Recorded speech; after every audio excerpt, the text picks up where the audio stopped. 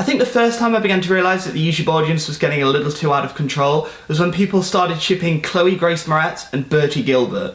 Now, at the time, Bertie was just, some guy I'd met at Dean's party. I knew he'd been in Harry Potter and that he was a YouTuber, but not really much else. And then to go on Twitter and to find out people were shipping, Chloe Grace Moretz, who has been in Let Me In, who's been in Kick-Ass, who's going to be the lead in the Carrie remake, against Bertie, whose biggest film role is the back of Scorpius Malfoy's head and who is mostly known for making YouTube videos, it was a little odd. The YouTube audience has, without a doubt, grown pretty damn massively. About 5 years ago, when I first found out about it, the most obsessive interaction you get would be these 5-question videos where a fan would ask you 5 questions and if you were nice enough, you would respond. There were a few crazies, but the scene as a whole was, small, intimate, and mostly sane.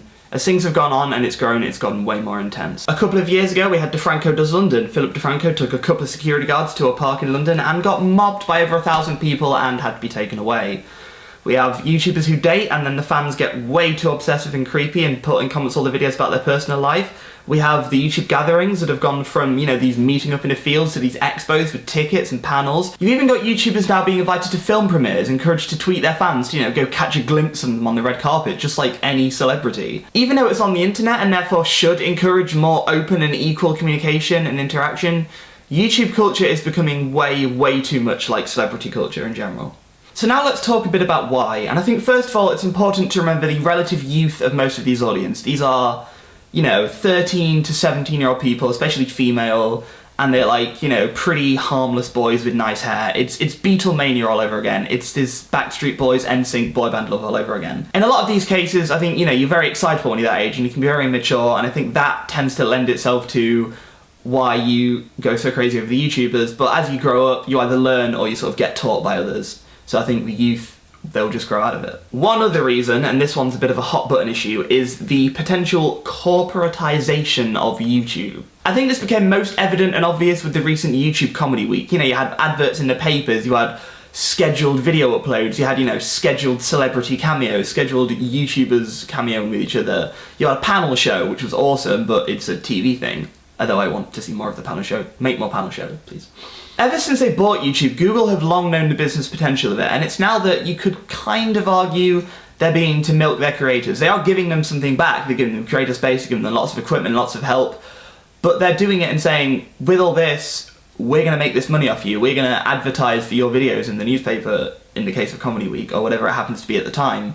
You see the emails you get from YouTube now, and they're all very like, oh man, what have these wacky guys been up to? And it's a bit TV guide, but worse. There are definitely some YouTubers who you could say bring it on themselves. There are some who just make videos that are very contentless and are essentially just them being a personality, being a pretty face. They're inviting you to treat them that way. They're inviting you to treat them like they're just that, like a celebrity. The problem with this is that it tends to spread not just to the people who want that, to the people who are on YouTube to be creative. People who make films, who make sketches, who want people to talk about the sketches, when all they get are comments about their girlfriends or the other YouTubers they know or their hair, that can be a little crappy. There's also the thing with the film premieres. We've got the Lone Ranger premiere coming up pretty soon. A lot of the YouTubers are going to that.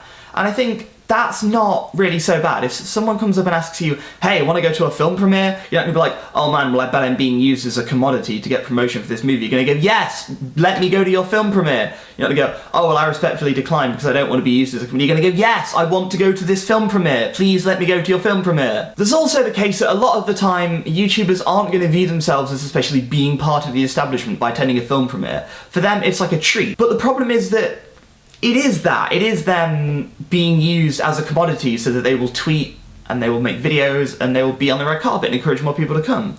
And they want people to be talking about the movie so that they can make more money for their fucking crappy Lone Ranger movie that's made like sod all money so far. There you go. And then of course there's one very, very important final thing. It's the internet. The internet is where all the crazy people live. Even with most TV, film, media, celebrity culture, all the craziest parts of it are online. Of course, none of this is to say that all fans of YouTubers are crazy. I personally have met a lot of really nice, sweet, down-to-earth, clever people who can be as young as 14 or 15. Most are good, most are respectful. As with most things, it's a small minority that are ruining everything. Which kind of brings me over to my main point, which is that the Lincoln Gathering was awesome. The Lincoln Gathering is a yearly YouTube gathering in my hometown of Lincoln, run by Dean Dobbs and Elliot Explicit. It has run 2 years in a row now, and both times I've gone, and it has been fantastic. I mean, last year especially, we had some really huge YouTubers. You had Tom Scar, Carrie Hope Fletcher, and people didn't get mobbed, you know, people just made the queues. They made their really nice queues and they stayed in their queues and they hung out and they talked to people and there was an open dialogue.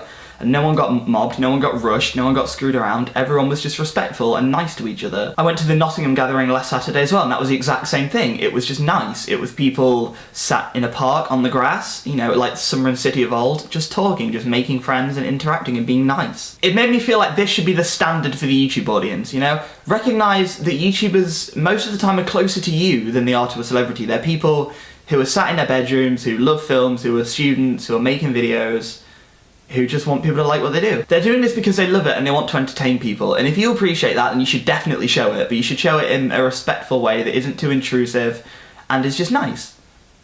And I think that's about it. These chicks don't even know the name of my band.